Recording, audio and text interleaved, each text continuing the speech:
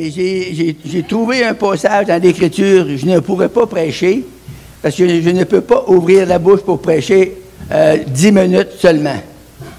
Merci pour l'eau, je ne l'ouvrirai pas, mais je vais la garder pour ma femme.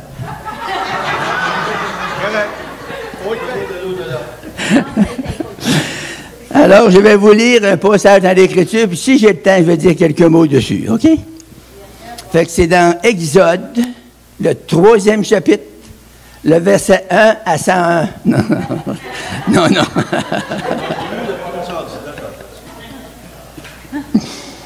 Vous l'avez trouvé? Moïse faisait paître le troupeau de Jéthro, son beau-père, sacrificateur de Madian. Il mena le troupeau derrière le désert. Il vint à la montagne de Dieu, à Horeb. L'ange de l'Éternel lui apparut dans une flamme de feu au milieu d'un buisson. Et Moïse regarda. Et voici, le buisson était tout en feu, et le buisson ne se consumait point. C'est assez pour tirer l'attention, hein? Moïse dit, je veux me détourner pour voir quelle est cette grande vision et pourquoi le buisson ne se consume point. L'Éternel vit qu'il se détournait pour voir. Et Dieu l'appela du milieu du buisson et dit, Moïse, Moïse. Et il répondit, me voici. Dieu dit, n'approche pas d'ici. Ôte tes souliers de tes pieds, car le lieu sur lequel tu te tiens est une terre sainte. Ça veut dire que quand on rencontre Jésus, on ne peut plus marcher de la même manière. Avez-vous compris? OK, merci. Et il ajouta, je suis le Dieu de ton père, le Dieu d'Abraham, le Dieu d'Isaac et le Dieu de Jacob. Moïse se cacha le visage et il craignait de regarder Dieu. Et l'Éternel dit, j'ai vu la souffrance de mon peuple qui est en Égypte. Je voudrais vous faire juste remarquer que Dieu nous voit. Il nous voit tous. Il nous voit partout. On ne peut pas se cacher de lui. Vous pouvez vous cacher dans les pires trous noirs. Et quand Dieu arrive, il n'y a plus de noirceur parce qu'il est la lumière. Il va éclairer les ténèbres. Et la Bible dit que Dieu dit, j'ai vu. Et Dieu vous voit ce matin et il me voit. Il connaît nos pensées. Il sait tout ce que vous pensez de moi maintenant.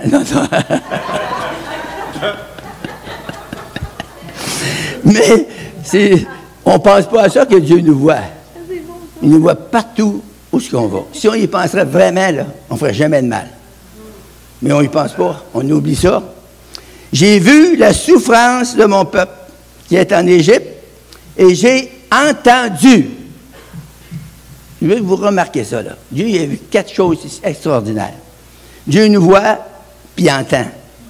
Si moi, j'ai entendu dans ma vie, ça fait longtemps que je vis, moi. J'ai entendu des chrétiens qui disent, Dieu ne nous entend pas. J'écris à Dieu jour et nuit, mais il ne m'entend pas. Mais j'ai une petite nouvelle pour vous ce matin. Dans ce livre qui s'appelle la Bible, Dieu dit qu'il a entendu tes cris, que lui font pousser ses oppresseurs, car je connais ta douleur. Il voit, il entend, mais il connaît toutes choses. Il connaît nos cœurs ce matin, il connaît nos pensées, il sait tout sur nous. Tu sais, quand vous avez rentré ce matin, il y en a qui ont dit, s'il ne peut pas me détecter, mais il vous a déjà détecté. Puis ça fait longtemps, depuis que vous êtes créés, qu'il vous suit, puis il vous poursuit. Puis Dieu veut nous bénir. J'ai entendu les cris que font pousser les Égyptiens. Et la Bible dit, je suis descendu. C'est-tu encourageant?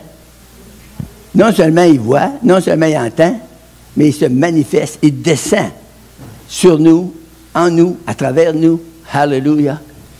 Amen. Il nous lâche une onction en nous qui est extraordinaire, qui est merveilleuse. On est chez nous, des fois on pense à rien, on est juste là, tout d'un coup, on sent que notre cœur est brisé. On sent une onction puissante d'amour qui vient nous envahir. C'est l'amour de Jésus. C'est lui qui nous poursuit. C'est lui qui nous remplit avec cet amour. C'est ça qui attendrit nos cœurs. Moi, des fois, vous me voyez pleurer souvent. Je ne pleure pas fort, mais j'ai peur que vous riez de moi. Mais souvent, je suis touché par la présence de Dieu quand je pense à ce qu'il a fait pour moi. Moi, j'étais le pire que vous autres, là. Vous autres, vous êtes du bon monde. Mais moi, j'étais un mauvais galuron. J'étais un mauvais larron. Puis le Seigneur, il m'a sauvé. Puis quand je pense à ça, je peux pas pleurer. Tout seul dans mon bureau, des fois. Je pleure pas de peine. Je pleure de joie, de reconnaissance. Si Seigneur t'a pris le pire, hey, on était du bon monde, il nous appelait la bonne famille Bouchard, dans un rang, là, des trous en Gaspésie. Puis j'étais le plus haïssable. J'étais haïssable. Je ne peux pas tout vous le compter, vous ne voudrez pas que vous ayez dire, oh, tu la Bible dans tes mains. Mais c'est drôle que le Seigneur, il m'a choisi, moi. C'est ça qui me touche. Il m'a pris, moi, toutes les autres, ils ont resté là. Pourquoi? Parce que les autres, ils ne voulaient pas te parler de Jésus pantoute. Puis moi, j'avais une rébellion avant, mais quand l'Évangile, le message a touché mon cœur, quand la voix de Dieu a pénétré dans mon cœur, j'ai pleuré, là, j'ai pleuré assez, comme je vous dirais ça, vous allez de la misère à me créer, mais c'est vrai. J'ai pleuré plus que 2 heures dans l'église. Si vous m'auriez demandé qu'est-ce que j'ai à pleurer, vous auriez dit, je pleure sur mes péchés. Je n'avais tellement que je ne pouvais pas pleurer 5 minutes. J'avais tout fait des péchés qui existaient dans notre bout. Mais quand j'ai rencontré Jésus, là, bien là, savez-vous, à toutes les fois que je pleurais, que ça me faisait? Il y en a qui m'ont demandé des fois, pourquoi tu as pleuré si longtemps? J'aurais dû pleurer plus longtemps. Parce que quand je pleurais, je sentais sortir à travers ma peau toutes les méchancetés, tu sais, des maladies, toutes les cochonneries, toutes les vices qu'on peut avoir dans le monde, des péchés. Ça sortait de moi. Je sentais sortir ça à travers mon corps. Plus que je pleurais, plus ça me faisait du bien. C'est drôle, hein? C'est pas pareil comme quand mon père me battait. Lui, quand il me battait, ça me faisait du mal, mais quand Jésus m'a touché, ça me faisait du bien. Au point que je me suis relevé de là, un homme nouveau. Je dis, waouh! Ça n'a pas de bon sens. Seigneur, tu as pris un pas bon, puis tu m'as rendu. Je pensais qu'à toi, Seigneur, j'ai passé la plus belle nuit de ma vie, là. J'ai ri, j'ai pleuré, j'ai remercié le Seigneur, j'arrêtais pas. Merci Jésus, merci Jésus, merci Jésus. J'étais délivré. Savez-vous, ça veut dire délivré? Tu sais, le Seigneur nous a arraché des ténèbres, là. Il nous a délivrés du péché, il nous a délivrés des liens, là. Tu sais, les chaînes qui nous tiennent. Tu sais, les humains sont pris par toutes sortes de chaînes, toutes sortes de liens. Tu sais. Mais il y a seulement qu'une affaire qui peut briser ça, c'est la parole de Dieu. Et même la puissance de la parole. Et ce matin, j'aimerais que vous puissiez vraiment, là, me dire comme les gens des îles de la Madeleine, vraiment, vraiment reconnaître, j'ai dit, j'ai vu la souffrance de mon peuple qui est en Égypte, j'ai entendu les cris qui lui font pousser ses oppresseurs, car je connais sa douleur et je suis descendu pour le délivrer de la main des Égyptiens, pour le faire monter dans un bon pays, un pays vaste, un pays où coule le lait et le miel. Puis là, il habite une gang de toutes sortes de bobons, là, des races, des Philippiens, les Cananéens, les Étiens, les Éviens, et tous les viens. mais le Seigneur Jésus-Christ, il est au milieu de son peuple. À chaque fois qu'on se réunit, il est ici. Que vous le sentez ou pas, il est là. Puis une bonne manière pour le sentir, c'est de se préparer avant de venir. Des fois, là, on fly assez avant la réunion, on n'a pas le temps de rien penser. On court après ça, mon gilet, mes bottes, mes ci, mes ça, puis on arrive ici, on pense aux bottes. On pense au soulier, on pense à toutes sortes d'affaires. Mais, la minute qu'on peut se concentrer un peu, en mettant des beaux chants, des chanteurs, des musiciens, c'était-tu bon un peu? Oui. On sent sa présence.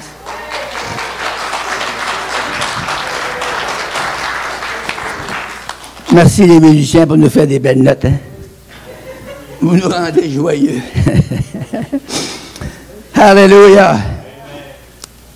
Voici les cris d'Israël sont venus jusqu'à moi, et j'ai vu l'oppression que lui font souffrir les Égyptiens. Et maintenant, va, je t'enverrai auprès de Pharaon, et tu feras sortir d'Égypte mon peuple, les enfants d'Israël. Je peux imaginer, de ce temps-là, les cris, la souffrance des enfants d'Israël. Mais c'est facile à comprendre quand on vit dans un monde comme on vit aujourd'hui. Cette semaine, j'ai eu un message, un téléphone. J'ai souvent des téléphones parce que moi, quand on vieillit, ils ne nous font plus venir chez eux. Ils ont peur du virus. mais le monde m'appelle. Êtes-vous frère Bertrand Bouchard? Je dis oui, vous avez. C'est en plein ça. Là, il y a une femme qui s'est mise à pleurer. Ben, j'ai entendu des femmes pleurer, mais pas comme elle. Elle criait, là.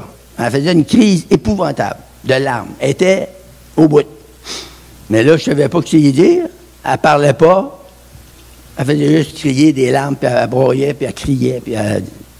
Mais là, je l'ai laissé pleurer un peu. J'ai dit, coudonc, pourrais-tu savoir qui c'est que vous avez? Peux-tu savoir ce que vous avez votre nom, premièrement? Là, elle m'a dit son nom, elle reste pas loin de Granby.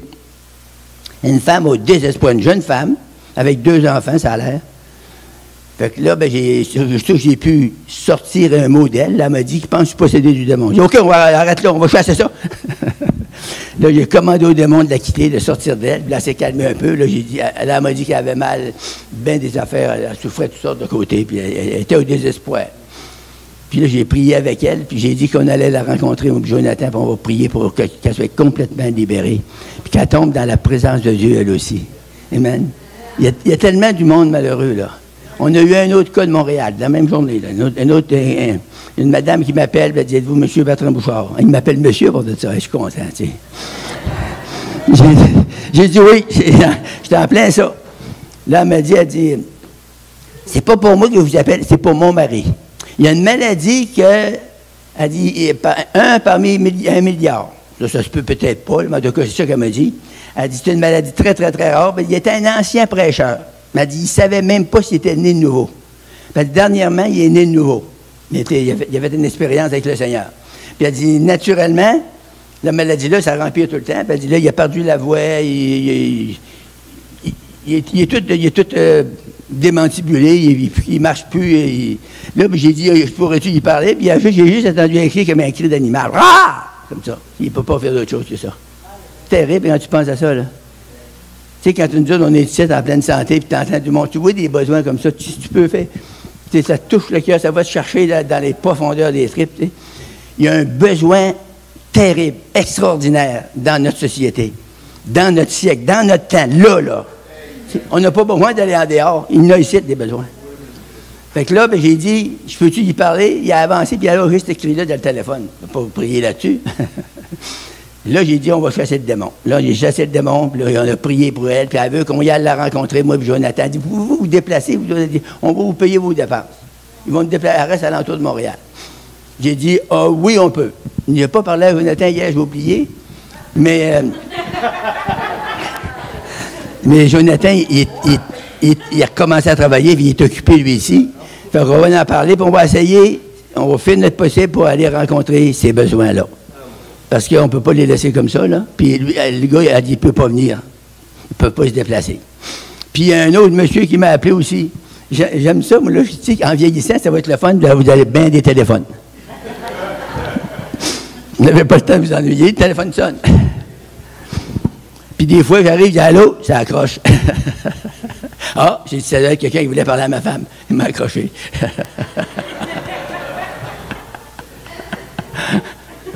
Il y a un autre monsieur qui m'appelle de Maniwaki. C'est une réserve indienne. Il parle en anglais.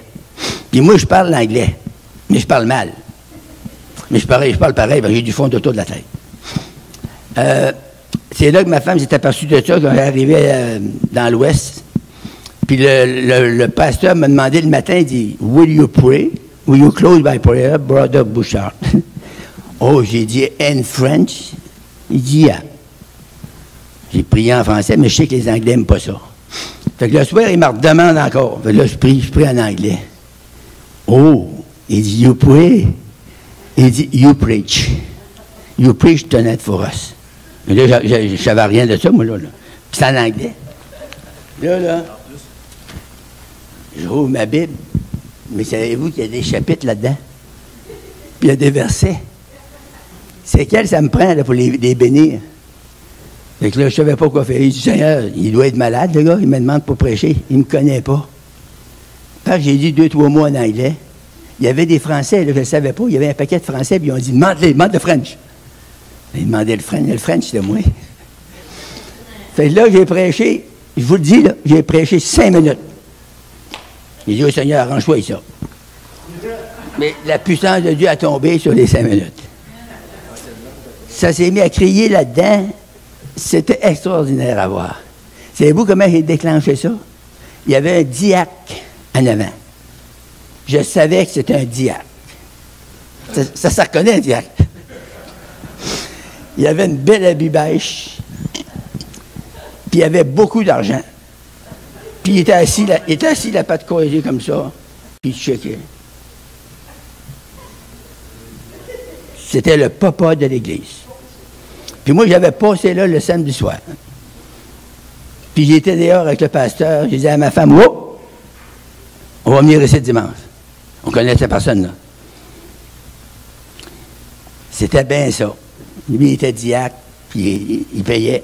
Le pasteur faisait tout ce que le diacre voulait. Ça roulait. J'arrive là, puis là, je me présente. Puis il y a un gars qui lui a dit Bouchard, c'était un prêcheur. Il ne te l'a pas dit, mais c'était un prêcheur au Québec. Puis il me demande pour prêcher. Mais là, je prêche, mais là, le diacre, il est là, lui, puis il m'épie, hein, il n'avait pas de croisé comme ça. Là, moi, je sais, puis je fais chanter « I'm so glad Jesus set me free », tu sais, puis je pousse ça en anglais au bout, à la planche. Fait que, lui, il était assis là, pas de croisé, il me regardait. Je saute en bas de la tribune, comme ça. « Nikaya Sanda! » Le bonhomme, il a manqué mourir.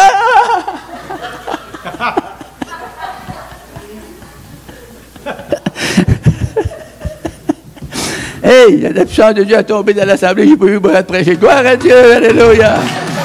Je prendrai tout mon temps pour toi. Mon cœur, je l'abandonne à toi. C'est toi qui me soutiens. Et sans toi,